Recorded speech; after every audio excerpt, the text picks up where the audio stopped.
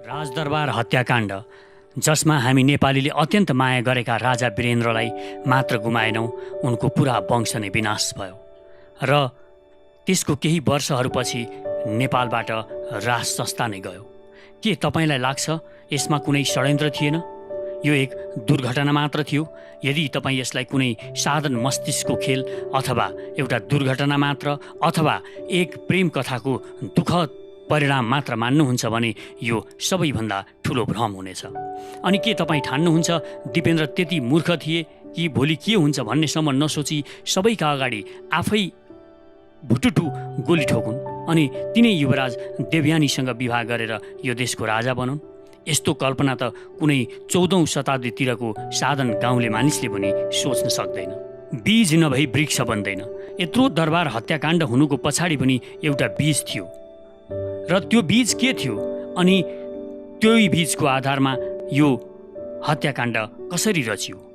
दरबार हत्याकाण्डका षड्यन्त्रका 3वटा चक्रव्यूह छन्। पहिलो योजनाकार दिपेन्द्रको मुखुण्डो धारण गरेर केवल वीरेन्द्रलाई, राजा वीरेन्द्रलाई घाइते बनाउन चाहन्छ। यो योजनाकार तपाईँले चिनिसक्नुभयो। जुद्ध शमशेरका खलक भावी रानी पनि जुद्ध शमशेरकै खलकबाट चाहन्छन्। यहाँ दिपेन्द्रको मुखुण्डो लगाएर वीरेन्द्रलाई घाइते बनाउने भन्दा माथि कुनै थप योजना छैन। यो केवल जुद्ध शमशेरकै खलकबाट फेरि पनि रानी बनाउने योजना अनुसार भएको हो। यो पहिलो नम्बरको योजना हो।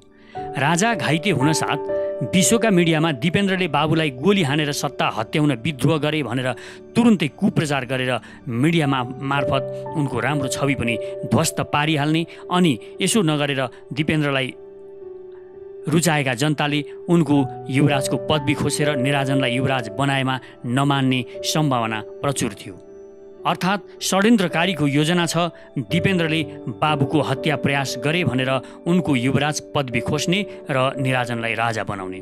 यति भएपछि केही हप्तामा नै घाइते राजा वीरेन्द्रले असमर्थताको आधारमा गद्दी त्याग गर्ने र निराजनलाई राजा बनाउने अनि कुनै जुद्ध शमशेरका खलकसँग निराजनको विवाह गराउने।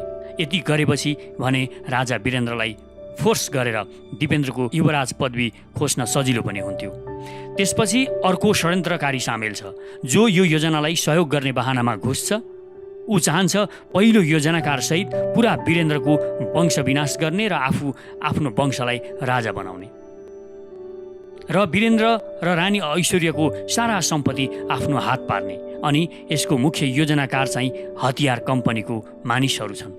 अमेरिकन यस हतियार कम्पनी नेपालमा हतियार बेच्न चाहन्छ। धेरै पटक प्रयास पनि गरिसकेको छ, तर राजा वीरेन्द्रले रोकेका छन्। वीरेन्द्र नेपालमै हतियार उत्पादन गर्न चाहन्छन्। यो दोस्रो षड्यन्त्रका लागि अरबौं रुपियाँको भयानक योजना बन्छ। यो दोस्रो योजनाकारको योजना सफल भएपछि बन्ने राजाले नेपालमा चाहिने जति पनि हतियार छन् यस दोस्रो षड्यन्त्रकारीको निर्देशनमा खरिद गर्नुपर्ने योजना बन्छ। साथै वीरेन्द्रको वंश विनाशपछि उनीहरूको सम्पत्तिबाट यो सारा षड्यन्त्रको खर्च उठाउने, खर्च जुटाइने र पैसा पनि भागबण्डा लाउने। त्यसपछि छ तेस्रो छिमेकी षड्यन्त्रकारी जसको योजना छ नेपालबाटै राजतन्त्रको नामोनिशान मेटाउने। यसका लागि उसका आफ्नै खालका स्वार्थहरू रहेका छन्। उसको योजना छ नेपालमा जति सक्दो बढी अस्थिरता सिर्जना गर्ने र नेपाल र चीनको सम्बन्ध भत्काएर नेपालको सैनिक क्षमताको विकास हुन नदिने। राजनैतिक दललाई प्रयोग गरेर यस्ता सन्धिहरू गर्ने जसको कारण नेपालको हालत भुटानको भन्दा पनि खराब हुने स्थिति हुन्छ। त्यसपछि नेपालका नदीनाला दोहन गर्ने, नेपाललाई एउटा अपाङ्ग कन्ट्री बनाएर विश्व रङ्गमञ्चमा ठुल्लाई बनिरहने।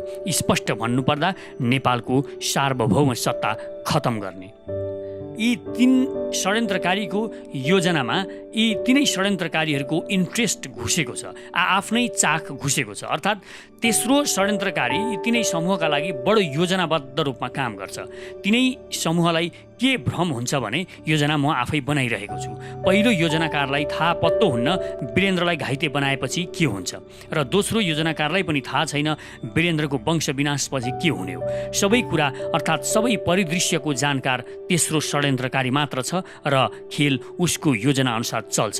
तर पहिलो र दोस्रोलाई पनि लाग्छ योजना मै बनाइरहेको छु, खेल म आफै खेलिरहेको छु। मान्छेहरूलाई के भ्रम पारिएको छ भने यो हत्याकाण्ड दिपेन्द्रले नै गरेका हुन्। आफूले मन पराएकी केटी विवाह गर्न नपाएर, तर देवयानीसँगै विवाह गर्न नपाएरै उनले छानी छानी आफ्नो वंशको विनाश गरे भन्नु फिजुलका तर्क मात्र हुन्, जुन माथि उल्लेख भइसकेको छ। यदि युवराज दिपेन्द्रलाई देवयानीसँग विवाह गर्नकै लागि हुन्थ्यो भने उनले एकजना वीरेन्द्रको हत्या गरेर आफू राजा बनेपछि आरामसँग उनीसँग विवाह गर्न सक्थे र उनले वीरेन्द्रको हत्या गर्नका लागि यस्तो पार्टी नै कुर्नुपर्ने आवश्यकता पनि थिएन र अर्को उनी आफू सिधै नदेखिएर योजनाबद्ध रूपमा कोही शार्प सुटरलाई हायर गरेर पनि हत्या गराउन सक्थे। यस्तो काम जुन दिपेन्द्रले आफै गएर बन्दुक हाने भन्ने छ, यो मूर्खहरूले पनि नगर्ने योजना हो। अर्को कुरा, दिपेन्द्रले आफ्नो पिता राजा वीरेन्द्रलाई गोली हान्ने मार्ने भन्ने कुरा एकदमै नचाहिँदो र कपोकल्पित मात्र हो। दिपेन्द्र सरकार राजाका सच्चा भक्त थिए। उनी आफ्ना बुबा राजा वीरेन्द्रलाई आफ्नो आदर्श मान्थे र बुबाको एक वचनमा उनी त्यस्ता 1000 देवयानी त्याग्न पनि तयार हुन्थे। तर उनले आफ्नो बुबालाई गोली हानेको कुरा दुनियाँलाई बताइयो, जबकि यो विवाहको विषयमा दिपेन्द्रको आफ्नो बुबा राजा वीरेन्द्रसँग कहिल्यै चर्चा समेत भएको थिएन। राणाभाट अध्यक्ष रहेको उच्च स्तरीय समितिलाई दिएको पारसको बयान पढियो भने पनि यही कुरा थाहा लाग्छ। समितिको बयानमा एक ठाउँ पारसले यसो भनेका छन्, कुरा गर्दाखेरि के हो भने होइन, यही विवाहको कुरा भइराखेको छ। मेरो मुमासँग पनि कुरा गरेँ, आफू मुमासँग पनि कुरा गरेँ, दुवैले हुँदैन भन्नुभयो। अब आइतबार बुबासँग कुरा गर्छु, हुकुम भयो। अब तपाईँ आफै विचार गर्न सक्नुहुन्छ। जब राजा वीरेन्द्रसँग आफूले देवयानीलाई विवाह गर्न खोजेको कुराको विषयमा एकपटक पनि कुरा गरेका छैनन् भने कसरी उनलाई आफ्नो बुबालाई आफूले रोजेकी केटी विवाह गर्न नदिएको भनेर हत्या नै गर्ने सम्मको कुरा उठ्छ। हत्याको वास्तविक योजना के हो र कसरी हत्या भयो भनेर स्पष्ट पार्नु अघि म त्यही प्रतिवेदनकै आधारमा थोरै कुरा गरिहालौँ। यदि यो हत्याकाण्ड दिपेन्द्रले नै गरेको हो भने पनि यसमा पारसको सपोर्ट रहेको देखिन्छ र उनीमाथि शङ्का गर्ने आधार रहन्छ। जस्तो तपाईँ पारसको बयानको यो कुरालाई ध्यान दिनुहोस्, यो विवाहकै कुरा हो हजुर, मलाई जहाँसम्म लाग्छ विवाहकै कुरा हो। यो कुरा पोहोर जन्मोत्सवमा सुरु भएको कुरा हो। पार्टी भएपछि पार्टी भएकै त्यो त्यही ठाउँमै भएको कुरा हो। त्यही नै हामी आएर कुरा गर्दाखेरि जो अगेन्स्ट अघि, जो विथ, अब भाइ र म विथ, जहिले पनि विथ। दाईको त हामी जे हुकुम हुन्छ त्यही गर्ने मान्छे, दाई र म विथ थियौँ। अब राजीव त विथ हुने नै भयो। डाक्टर तीर्थ भयो, श्रुति, गोरख र अरू बहिनीहरू अगेन्स्ट थियो विवाहको बारेमा। मेन कुरा यही नै हो जस्तो लाग्छ। यो बयानले के देखाउँछ भने पारसको यो बयानले यदि उक्त हत्यामा दिपेन्द्रको हात थियो भने पनि यसको विस्तृत र पूर्व जानकारी पारसलाई र राजीवलाई थियो। उनीहरूसँग यो विषयमा कुरा भएको हुनुपर्छ, दिपेन्द्रको एकदम भएको हुनुपर्छ। यदि एउटा देशको युवराज जो भन्दैछ कि मेरो विरोधमा विपक्षमा हुने सबैलाई म खतम पार्छु भने त्यो कुनै ठट्टा हुन सक्दैन। यो कुरा दुनियाँले बुझ्नुपर्छ। र अर्को कुरा यो नै सत्य हुन्थ्यो भने पनि दिपेन्द्रको हत्या गर्ने कुनै योजना थिएन। उसको योजना मुताबिक त आफ्नो प्रेमको विरुद्धमा रहेकालाई खतम गरेर उनको आफू राजा बनेर देवयानीसँग विवाह गर्ने योजना नै हुनुपर्छ, जस्तो त्यही प्रतिवेदनमा आफ्नो बयानमा महासेनानी सुन्दर प्रताप राणाले भनेको छ। एक दिन अचानक योजनाले आकार लियो जब दिपेन्द्र र देवयानीको गहिरो प्रेम छ भन्ने पत्ता लाग्यो। वास्तवमा दरबार हत्याकाण्डमा दिपेन्द्रले कतै गोली चलाउन त परेको कुरा उनका भएका बन्दुक समेत षड्यन्त्रको योजनाकारले पहिले लगिसकेको थियो, जसको प्रयोग गरेर उनलाई हत्यारा साबित गर्नु थियो।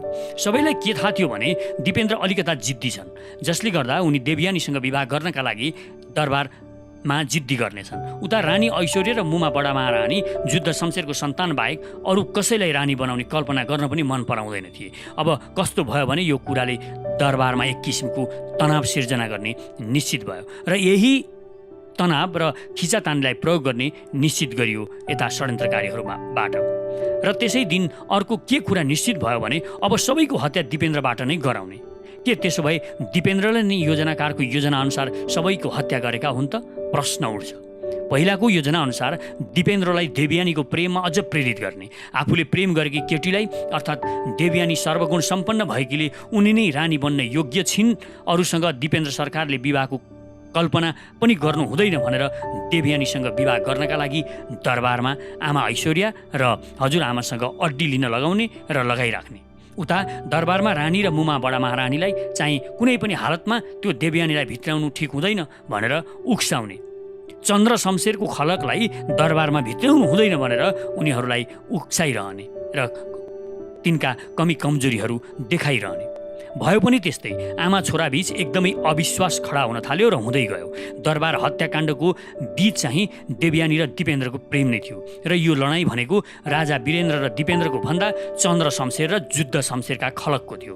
बाहिरबाट हेर्दा हामीलाई लाग्थ्यो शाहराजाहरू नेपालमा शासन गरिरहेका छन् र राणाहरू 7 सालमै खेदिए, तर हामीले सोचे जस्तो सजिलो थिएन दरबार। अहिले पनि राजदरबार रानी मार्फत जुद्ध शमशेरकै अप्रत्यक्ष शासन थियो। 7 साल अघि राणा प्रत्यक्ष थिए र 7 सालपछि शाह प्रत्यक्ष र राणाहरू अप्रत्यक्ष शासन गर्थे रानीहरू मार्फत, अर्थात् देशमा अझै पनि जुद्ध शमशेरको शासन थियो।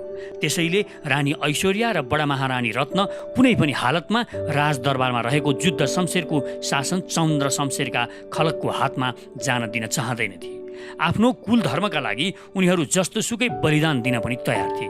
दिपेन्द्रलाई युवराजबाट हटाएर निराजनलाई राजा बनाउनु परोस् या राजा वीरेन्द्रलाई नि गोली हान्नु किन नपरोस्। अब यहाँ लडाइँ आमा छोरा बीच नभएर चन्द्र वंश र जुद्ध वंशको बीच हुन थालेको थियो। लोकप्रिय पनि तर जिद्दी स्वभावका दिपेन्द्रले देवयानीलाई नै विवाह गर्ने फाइनल गरेर ऐश्वर्यले देखाएको जुद्ध शमशेरका सन्तानका छोरीहरू मन परेन भन्दै विवाह गर्न नमानेपछि यसमा पोषण पनि मिल्यो र निकै पाएको हुँदा पनि विवाह गर्न नमानेपछि उनी राजाको सेखपछि आफू राजा भएर आफूले चाहेकी केटी देवयानीसँग विवाह गर्ने योजनामा रहेको पत्ता लाग्यो ऐश्वर्या र बडा महारानी रत्नलाई। त्यसपछि बन्छ योजना, किनकि रानी ऐश्वर्या जुद्ध शमशेरको सन्तानबाट जो भए पनि स्वीकार गर्ने, तर चन्द्र शमशेरका पनातिनीलाई कुनै पनि शर्तमा रानी मान्न तयार थिएनन्। परिणाम रानी ऐश्वर्यले देवयानीलाई विवाह गर्न खोजे युवराजबाट हटाएर निराजनलाई युवराज घोषणा गर्ने धम्की दिन थालिन् दिपेन्द्रलाई। अर्कातिर आफ्नो प्रेम अस्वीकृत भएका दिपेन्द्रले आमालाई प्रत्युत्तर दिने उद्देश्यले सैनिक तालिम लिन थाले भने जनताको नजिक हुने खालका क्रियाकलापहरू पनि गर्न थाले। तर अर्कोतिर वास्तविकता के थियो भने दिपेन्द्र बुबा वीरेन्द्रलाई एकदमै आदर्श मान्ने, अर्थात् महाराजा वीरेन्द्रले देवयानीसँग विवाह नगर भनेको खण्डमा उनी नगर्ने पक्षमा थिए, राजा वीरेन्द्र छोराका पक्षमा थिए। उसले मन पराएकी केटीलाई विवाह गर्न चाहन्छ भने गरोस् भन्ने उनको मान्यता थियो। तर राजपरिवारमा भने यो मामलालाई भयङ्कर बनाइएको थियो, किनभने यहाँ लडाइँ चन्द्र शमशेरका खलक र जुद्ध शमशेरका खलकका बीचमा थियो, अर्थात् राणाहरू बीचका थियो। युवराज र बडा महारानीमा एक किसिमको कटुता जस्तो स्थिति भयङ्कर रूपमा बढ्न थाल्यो। जब यो कटुताले चरम रूप लियो र यो कटुता भगाउन दिपेन्द्रले या बडा महारानीको एकजनाको कुरा अर्कोले मान्नुपर्ने हुन आउँथ्यो र कुरा निर्णयमा पुग्न धेरै दिन बाँकी थिएन। तब योजनाकारले अनिर्णयको यही समयलाई उपयोग गर्ने निश्चित गर्यो। हुन त थाइल्यान्डमा भनेर प्रचार आएको छ, तर योजना अनुसार अमेरिकामा बनेर आएको थियो दिपेन्द्रको 2टा मुखुन्डो। यसका लागि दिपेन्द्रकै कदका 2 जना मानिस पनि छनौट गरियो। अब उनीहरूलाई तालिमको आवश्यकता थियो र स्मरण रहोस् यी दुवै शार्प सुटर भारतमा तालिम लिएका थिए। उनीहरूलाई 2 वर्ष लगाएर दिपेन्द्रको हाउभाउ, हिँड्ने शैली र आँखाको चाल र यहाँसम्म कि बोल्ने अर्थात् आवाजको नक्कल गर्ने तालिम पनि दियो। तर एक्सनको बेला उसलाई एक शब्द पनि नबोल्ने कडा निर्देशन थियो, किनकि बोलेमा स्वर चिनिएर योजना नै फेल हुन सक्थ्यो। त्यसैले त्यत्रो हत्याकाण्डभरि दिपेन्द्र बनेको त्यो मुखुन्डोधारीले एकै शब्द पनि नबोली गोली हान्छ। मानिसहरू यति पनि सोच्दैनन् कि यदि त्यो हत्यारा दिपेन्द्र भएको भए के उनी केही न केही बोल्दैनथे? पक्कै बोल्थे। दिपेन्द्र भएको भए गोली नै हाने पनि बोल्थे, किनकि उनलाई त्यत्रो रिस पोख्नु पर्ने थियो। रिसले उनी कसलाई गाली गर्थे, कसैलाई कराउँथे र सुमु गोली हानेर हिँड्दैनथे। दिपेन्द्र नभएर दिपेन्द्रको मुखुन्डोधारी जो थियो ऊ बोल्न मिल्दैन थियो। दिपेन्द्रको चालचलन, आँखाको हाउभाउ, बोल्ने र हिँड्ने शैली सिकिसकेपछि उसलाई हत्या गर्नुपर्ने मानिसको फोटो र मुभी आदि देखाएर चिनाइयो। विभिन्न अवसर पारेर मानिस पनि देखाइयो। त्यसपछि घटना हुनुपर्ने स्थलको बारेमा पढाइयो चित्र मार्फत। दरबारभित्रको सेक्युरिटी चिरेर राजा रानीको हत्या गर्नु कुनै चान्चुने कुरा थिएन। त्यसैले त्यो कुरा एकदमै छोटो समयमा र त्यो पनि दिपेन्द्रको अनुपस्थितिमा गर्नुपर्ने थियो। यो योजना कुनै साधारण र लडतरो योजना थियो भनेर मान्न सकिँदैन। 500 करोड खर्च गरिने ठुलो योजना थियो यो षड्यन्त्रका लागि 500 करोड खर्च गरिँदै थियो। यसमा सानोभन्दा सानो कुरा पनि ध्यान दिनुपर्ने अवस्था थियो र सानोभन्दा सानो कुरा चुक भएमा सारा कुराहरूको पर्दाफास हुन्थ्यो, किनकि हत्या विवाहको कुरालाई लिएर दिपेन्द्रले नै गरेको हो भनेर दुनियाँलाई विश्वास दिलाउनु पनि थियो। मुखुन्डोधारी हत्याराहरू कुनै राजपरिवारकै सदस्यको गाडी चढेर या ड्राइभरको रूपमा दरबारभित्र प्रवेश गर्ने योजना बन्यो। दिपेन्द्रलाई कुनै तरिकाबाट पार्टी छोडेर जान बाध्य पार्ने र त्यहाँ दिपेन्द्र हिँडेको क्षणलाई उपयोग गरेर मुखुन्डोधारी दिपेन्द्रले त्रिभुवन सदनमा पसेर आफ्नो काम फत्ते गर्ने। योजना अनुसार दिपेन्द्रको ड्रिङ्क्समा औषधि मिसाइदिनु थियो र त्यो हुन नसके उनले खाने गरेको गाँजा मिसिएको चुरोटलाई बदलेर अर्को चुरोट दिने, जुन खाएपछि रिङ्गटा लागेर उनी अडिन मुस्किल परोस् र उनी त्यहाँ नबसुन्। स्मरणीय कुरा, दिपेन्द्र गाँजा खान्थे भन्दा तपाईँलाई पनि उनी खराब थिए कि भन्ने लाग्न सक्छ, तर गाँजाले केही खराब गर्दैन। गाँजा खाने मान्छे एग्रेसिभ पनि हुँदैन, ऊ नर्मल समयको भन्दा कुल हुने गर्छ। भयो पनि त्यस्तै, ड्रिङ्कमा औषधि मिलाउन नमिलेर चुरोटको प्रयोग गरियो। वाग्लेको प्रतिवेदनमा पनि उल्लेख छ त्यो दिन दिपेन्द्रले अल्कोहल प्रयोग नगरेको देखिन्छ। कोठामा गएर उनले बमिट गरेको भनेर द्वारे आमाले जो भनेको छ त्यो वास्तवमा सही थियो। त्यो औषधिको चक्कर आएर वाक्क आउन लागे जस्तो हुन्छ, तर आई चाहिँ हाल्दैन। त्यसले दिपेन्द्रले बमिट गर्न पाए नर्मल हुन्थ्यो कि भनेर वाक्क गर्न खोजेको मात्र थियो, भएको चाहिँ थिएन। अब दिपेन्द्र खोपीमा पुग्न साथ यता एक्सन लिइसक्नु पर्ने थियो योजना अनुसार, र भयो पनि त्यस्तै। यस बेलासम्ममा दिपेन्द्रले आफूसँग राखेका हतियारसम्म पुगिसकेका थिए, किनकि दिपेन्द्रकै हतियारद्वारा हत्या गर्नु थियो। सबै कुरा योजना अनुसार ठिकठाक भयो, तर जब मुखुन्डोधारीले भित्र पसेर पहिलो पटक गोली चलाएर वीरेन्द्रलाई घाइते बनायो तब ऊ माथि पनि गोली प्रहार भयो। त्यो गोली आफ्नो पिस्तोलबाट निराजनले हानेका थिए। अब यो योजना गरे भन्दा अलि अर्कै भइदियो। मुखुन्डोधारी आत्यो र एउटा मेसिनगन त्यहीँ छोडेर भाग्यो। काम बिग्रिनै सकेको थियो, किनकि ऊ डरले फेरि भित्र नपस्ला कि भन्ने थियो षड्यन्त्रकारीलाई। तर परिस्थिति बदलिएपछि तत्काल आफूले निर्णय लिएर काम गर्नु भन्ने आदेश भएकोले अर्को मुखुन्डोधारी भित्र पस्यो र ऊ दोस्रो षड्यन्त्रकारीको योजनामा काम गर्न थाल्यो, जुन योजना पहिलो मुखुन्डोधारीलाई थाहा पत्तो थिएन। दोस्रोले भित्र पसेर दोस्रो योजना अनुसार काम गर्न थाल्यो, किनकि उसलाई छिटो काम सक्नु थियो। सेक्युरिटी आउला भनेर उसले बाहिर हेर्दै पनि गर्नु थियो। पहिलो मुखुन्डोधारी बेपत्ता भइसकेको थियो। दोस्रोले भित्र मार्नुपर्नेमा रानी ऐश्वर्या निराजनलाई नदेखेपछि उसले भित्र पसेर हुलमा छन् कि भनेर सबैलाई एक एक गरेर हेर्यो। कसैले पिस्तोल झिके वा त्यस्तो हरकत गरे भने ऊ मार्ने लिस्टमा नपरेको भए पनि त्यसलाई हानिदिन्थ्यो। उनीहरू भागिसकेको थाहा पाएपछि, निराजन र ऐश्वर्या भागिसकेको थाहा पाएपछि षड्यन्त्रकारी यो मुखुन्डोधारी तुरुन्तै बाहिर निस्क्यो र भाग्दै गरेका निराजनलाई ढालेर ऐश्वर्यालाई उनकै खोपी छेउमा प्रहार गर्यो। गोली चलेपछि के भएछ भनेर बाहिर निस्केका दिपेन्द्रले जब आफ्नै अनुहारको मुखुन्डोधारीलाई आफ्नी आमा रानी ऐश्वर्यालाई प्रहार गरेको देखे तब उनले बुझे कि भयङ्कर षड्यन्त्र भएको छ। उनले तुरुन्तै भित्र पसेर कम्ब्याट ड्रेस लगाए र गन लिन गए, तर त्यहाँ उनले राखेको एउटा गन पनि थिएन। त्यसै बेला आफ्नो खोपीतिर कोही अपरिचित सैनिक ड्रेसमा आइरहेका उनले देखे। खोपीको गोप्य कोठामा दिपेन्द्र लुके। उनले द्वारे आमालाई कसैले सोधे त्रिभुवन सदनमा जानुभएको छ भनिदिनु भने। साँच्ची नै सोध्नेहरू आए। अब दिपेन्द्रलाई छर्लङ्ग भयो। त्यो बेला उनी भ्रममा परे। यो सब रानी ऐश्वर्यको निर्देशनमा भाइ निराजनले आफूलाई राजा बनाउन गरेको होला। यो भ्रम पर्यो उनलाई। उनले आफ्नो नजिकका एक जर्नेललाई सैनिक लिएर दरबारमा आउन भने, तर उनी दरबारमा पस्न हामीले आदेश छैन भनेर पन्छिए, अर्थात् ती जर्नेलले सैनिक ल्याउन मानेन। त्रिभुवन सदनमा मानिसको चिच्याहाट र भागाभाग उनी देख्दै र सुन्दै थिए। दिपेन्द्र यो सब आफ्नै आँखाले देखिरहेका थिए। आफ्नो ढोका अगाडि नै हत्यारालाई देखिरहेका दिपेन्द्रले अब गएर भारतीय दूतावासमा शरण लिने विचारले गोप्य ढोकाबाट बाहिर निस्किएर भागे। तर देखे पुरा दरबार सैनिकले घेरिसकेको छ। आफ्नो काम सकेर मुखुन्डोधारी हत्याराले आफ्नो मुखुन्डो उतारिसकेको थियो यस बेलासम्ममा। अब मैदानमा केवल सक्कली दिपेन्द्र मात्र बाँकी थिए। जब दिपेन्द्र भागिसकेको बुझ्यो तब उनको खोजी हुन थाल्यो। षड्यन्त्रकारीलाई कुनै पनि हालतमा दिपेन्द्रलाई समाउनु थियो। यता दिपेन्द्रलाई जसरी पनि नियन्त्रणमा लिनु भन्ने आदेश भएकाले दिपेन्द्र बाँच्ने सम्भावना नै थिएन। दोस्रो षड्यन्त्रकारीले अब दिपेन्द्रलाई मार्नु थियो। दिपेन्द्रले दरबारमा भएको षड्यन्त्रको छनक पाइसकेकाले उनी भागिसकेका थिए। भारतीय दूतावासमा शरण लिन गाडी चढेर दरबारको गेटमा नै पुगिसकेका थिए। उनलाई त्यो बेला उनको उही मिल्ने जर्नेलले फोन गरेर सम्झायो यो षड्यन्त्रमा भारतीय गुप्तचर संस्था रौको पनि हात भएकाले सरकार भारतीय दूतावासमा नगएर चाइनिज या बेलायती दूतावासमा गइबक्सियोस्। तर ती जर्नेलको कुरा दिपेन्द्रले मानेन। उनी भारतीय दूतावासमा शरण लिने कुरालाई जायज ठहर्याएर त्यतातिर लागे, जुन उनको महाभूल साबित भयो। उनको खोजीमा आकाशमा हेलिकप्टर र तल सयौं सैनिक परिचालन गरिएको थियो। दिपेन्द्रले भारतीय दूतावासमा फोनबाट दरबारको स्थितिको अवगत गराउँदै शरण मागे, तर भारतीय दूतावासले यो इन्कार गरे। एकैछिनमा उनलाई समातियो र पोखरीको छेउमा ल्याएर देब्रे कञ्चटमा गोली ठोक्यो।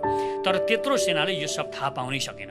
अर्कोतिर डर थियो। उनले भारतीय राजदूतावासमा फोन गरेर सबै कुरा बताइसके कि भन्ने, पत्र पत्रिकामा आफ्नो योजनाभन्दा विपरीत किसिमले समाचार जाला कि भनेर योजना अनुसार तुरन्त भारतीय दूतावासमा फोन गरेर दिपेन्द्रले परिवारका सबैको हत्या गरेको समाचार सम्प्रेषण गर्न भनियो दोस्रो षड्यन्त्रकारीद्वारा, र भारतीय दूतावासले यो न्युजलाई मिडियामा पुर्यायो। अनि के थियो, संसारको मिडियाले दिपेन्द्रले नै हत्या गरेको भनेर लेखे र बोले। पहिलो काम सकियो। त्यसपछि दोस्रो काम देखिएका र भेटिएका सबै प्रमाणहरू लुकाउनु थियो। त्यो पनि केही क्षणमा नै पुरा भयो। कोही बाँचिहाल्ला कि भन्ने कुरालाई ध्यानमा राखेर नजिकैको टिचिङ अस्पतालमा उपचार गर्न लग्नुको सट्टा सैनिक अस्पतालमा पुर्याइयो। योजना अनुसार नै भयो। मारिनुपर्ने कोही पनि बाँच्ने, बोलिरहेको पनि त्यति टाढा नपुगेजेलसम्म अत्यधिक रक्तस्राव भएर मरे। यसपछि के भयो त भन्दा सबै डराएका थिए। राज परिवारमा विरुद्धमा बोल्न सक्ने मानिस त कोही बाँकी नै थिएन। बचेकाहरूमा धेरैलाई त यो सब दिपेन्द्रले नै गरेको होला भन्ने लाग्नु स्वाभाविक पनि थियो, किनभने धेरैले मुखुन्डोधारीलाई दिपेन्द्र नै हो भन्ने मानेका थिए। किनकि डराएका उनीहरूले सक्कली दिपेन्द्र कि मुखुन्डोधारी चिन्ने कुरै थिएन। उनीहरूलाई त मुखुन्डोधारी नै सक्कली दिपेन्द्र लाग्यो। बाँकी जति पनि त्यहाँका कर्मचारी थिए, केही सैनिक पनि थिए जसले गडबड भएको देखेका र बुझेका थिए। सबैलाई चुप लाग्न भन्यो, कसैलाई धम्की दिएर त कसैलाई प्रलोभन देखाएर। तत्कालीन रानी ऐश्वर्यको विदेशी बैंकको रुपियाँ अहिले कसको नाममा गएको छ त प्रश्न उठ्छ र यसैबाट हत्याको षड्यन्त्रको योजनाकारको पर्दाफास पनि हुन्छ। रानी ऐश्वर्यले खाता खोल्दा आफ्नो शेषपछि खाने भनेर वारिसमा जसको नाम लेखेकी थिइन्, ती बाहेकलाई बैंकले वारिस नमान्दो रहेछ। सारा रुपियाँ बैंकले फ्रिज गरिदियो र त्यो रुपियाँ अरू कसैको नाममा नामसारी गर्नका लागि सरकारको स्वीकृति पत्र चाहिने भयो। अर्थात् बैंकले नेपालको सरकारको निर्देशन बिना त्यो रुपियाँ नचलाउने भयो। सरकारले निर्णय नदिएसम्म त्यसमा नेपालको सरकारको अधिकार रहने भयो। राजाको सम्पत्तिमा राजाको स्वतः अधिकार हुने दावा पेश भयो। अर्थात् यो सम्पत्ति ज्ञानेन्द्रको नाममा, राजा ज्ञानेन्द्रको नाममा आउनुपर्ने दाबी पेश गरियो। अब त्यो स्वीकृति पार्टीको सरकारबाट लिन कठिन भयो। ज्ञानेन्द्र सरकारलाई फेरि पार्टीमा सरकारबाट काम गराउँदा बैंकको रकमको बारेमा गोप्यता पनि खुल्ने डर भयो, जसले गर्दा ज्ञानेन्द्र सरकारलाई तत्कालीन सरकार भङ्ग गरेर आफ्नो इच्छा अनुसार नयाँ सरकारको आवश्यकता भयो। यसै कारणले शेरबहादुरको सरकार अपदस्थ गर्नुपर्ने भयो। अयोग्य भनेर शेरबहादुरलाई अपदस्थ गरियो। शेरबहादुरको सरकार ढलेपछि लोकेन्द्रबहादुर चन्दको नेतृत्वमा अर्को सरकार त बन्यो, तर बैंकमा कसैले रुपियाँमा आफ्नो पनि दावा प्रस्तुत गरिदिए। अब बैंकलाई शङ्का भयो, त्यसैले उसले रुपियाँ नामसारी गर्नका लागि अर्को शर्त राखिदियो। वारिस म नै हुँ भनेर संसदको 2/3 बहुमतबाट पास गरेर पत्र ल्याउनु पर्ने। यसपछि प्रत्यक्ष शासन गर्न राजा बाध्य भए, नत्र ज्ञानेन्द्र त्यति मूर्ख मानिस छैनन् कि केही वर्ष पनि टिक्न सक्दैन भनेर जान्दा जान्दै तानाशाही व्यवस्था चलाउन्। नाटकीय चुनाव गरेर आफूले इच्छाएको मानिसको संसद बनाउनलाई अब एउटा चुनावको आवश्यकता भयो। ज्ञानेन्द्र सरकारलाई रानी ऐश्वर्यको बैंकको रकम आफ्नो नाममा सार्नका लागि एउटा संसद चाहिएकोले चुनाव गराउनु पर्ने बाध्यता परेको थियो र त्यो चुनाव पनि दलहरूलाई बाहिर राखेर नै गराउनु जरुरी थियो, किनकि दलहरू सहभागी भएमा त उनीहरूको मानिस संसदमा पुग्ने सम्भावना थिएन। दरबार हत्याकाण्डको पहिलो योजनाकार रानी ऐश्वर्य हुन् भन्दा जो कोहीलाई पनि रिस उठ्न सक्छ र पत्याउन पनि कठिन हुन्छ, तर यसको बीज उनकै दिमागको उपज हो, जुद्ध शमशेरको सन्तानलाई नै रानी बनाउन चाहनुको परिणाम भएको यो नरसंहार। तर उनी केवल राजा वीरेन्द्रलाई दिपेन्द्रको मुखुन्डोधारीबाट केवल गोली चलाउन या सामान्य घाइतेसम्म मात्र बनाउन चाहन्थिन्। यसको उद्देश्य थियो दिपेन्द्र अधिराज कुमारको पदवी खोज्ने र उनलाई उत्तराधिकारी हुनबाट वञ्चित गर्ने। यस्तो किन त भन्ने प्रश्न उठ्नु स्वाभाविक पनि छ, तर बाहिर शाहहरूको शासन देखिए पनि दरबारभित्र रानीहरू मार्फत अझै पनि राणा शासन नै चलिरहेको थियो, जुन माथि पनि भनियो। र रानी ऐश्वर्य बुहारी अर्थात् भावी रानी कुनै पनि शर्तमा जुद्ध शमशेरको खलकलाई नै बनाउन चाहन्थिन्। यसका लागि चाहे जस्तोसुकै मूल्य चुकाउनु किन नपरोस्। अब दिपेन्द्रले उनको कुरा नमानेर चन्द्र शमशेरका खलकलाई रानी बनाउने, चन्द्र शमशेरकी पनातिनीलाई रानी बनाउन चाहेको कुराले उनी दिपेन्द्रसँग क्रुद्ध थिइन्। उनी ऐश्वर्यले जुन मानिसलाई दिपेन्द्रको मुखुन्डो बनाउनेदेखि राजा वीरेन्द्रलाई बन्दुक ताक्ने वा घाइते बनाउनेसम्मको काम दिइन्, त्यो अमेरिकी CIA र भारतीय खुफिया एजेन्सी रौको डबल एजेन्ट थियो। जब अमेरिकी गुप्तचर संस्था CIAले यो योजना थाहा पायो, तब उसले राजा वीरेन्द्रसँग बदला लिने विचार थप योजनामा हाल्यो। सन् 1974मा तिब्बत विरुद्ध विद्रोह गरेका खम्पा विद्रोहीलाई दबाउन र नाइके वाङदेनलाई मार्न राजा वीरेन्द्रले सेना परिचालन गरेदेखि नै अमेरिका राजा वीरेन्द्रसँग क्रुद्ध थियो। यसको बदला लिन अमेरिकी गुप्तचर संस्था CIAले यसै योजनामा घुसेर घाइते मात्र होइन, वीरेन्द्रलाई सिद्ध्याउने नै योजना बनायो। उता भारतको गुप्तचर संस्था रौले भने अझै खतरनाक योजना बनायो। उसको योजना अनुसार पुरा शाहवंशको नै नरसंहार गर्ने र भविष्यमा यही बेबी किङ मार्फत सिक्किमलाई भारतमा विलय गरे जसरी नेपाल पनि खाने। भारत वीरेन्द्रले नेपाललाई शान्ति क्षेत्रको प्रस्ताव गर्दै विश्वभरि हिँडेको कुरादेखि नै मन पराइरहेको थिएन। उसले यही प्रस्तावको डरले वीरेन्द्रलाई रोक्न 2046 सालमा सबै दललाई मिलाएर जनआन्दोलन गर्न लागेको थियो। यसमा ऊ सफल भयो। शान्ति क्षेत्रको प्रस्ताव प्रजातन्त्र आएपछि हरायो, तर राजा वीरेन्द्र चुप लागेर बसेका भने थिएनन्। चीनसँग सम्बन्ध बढाएका त थिए नै, साथै इजरायलसँग मिलेर नेपालमा हतियार उत्पादन गर्ने योजना बनाएका थिए राजा वीरेन्द्रले। शान्ति क्षेत्रभन्दा अझ खतरनाक योजना हुन लागेको थाहा पाएपछि भारत अझ झस्क्यो। अब उसले यो योजना सिद्ध्याउने एउटै उपाय देख्यो, राजतन्त्रको सर्वनाश। आन्दोलनबाट यो सम्भव थिएन, किनकि प्रजातन्त्रपछि दलको गाईजात्रा देखेर जनता वाक्क दिक्क भएका थिए भने राजा वीरेन्द्र झन्झन लोकप्रिय थिए जनतामा। जनता राजा हटाउन भन्दा बरु राजाकै प्रत्यक्ष शासनको माग गर्न थालेका थिए। यो भारतले बुझेको थियो। त्यसैले उसले राजा वीरेन्द्रको वंश विनाश गर्नुबाहेक अर्को विकल्प देखेन। यो नरसंहारको खेल अमेरिकी गुप्तचरलाई थाहा नहुने कुरै भएन। उनीहरूले यो कुरा नमानेपछि ज्ञानेन्द्रको परिवारलाई केही नगर्ने शर्तमा षड्यन्त्र बन्यो, नयाँ षड्यन्त्रको योजना बन्यो। वीरेन्द्रको हत्या गर्नेमा दुवैतिरका जासुस ओके भए, तर भित्री रूपमा उनीहरू आफ्नै किसिमले लागिरहेका थिए, आफ्नै किसिमका षड्यन्त्रहरू बनाइरहेका थिए। भारतीय जासुस एजेन्टहरू दिपेन्द्रलाई पनि त्यो पार्टीमा सहभागी गराउन जोड गरिरहेका थिए भने अमेरिकी एजेन्ट उनलाई कुनै पनि हालतमा त्यहाँ सहभागी नहुन भनिरहेका थिए।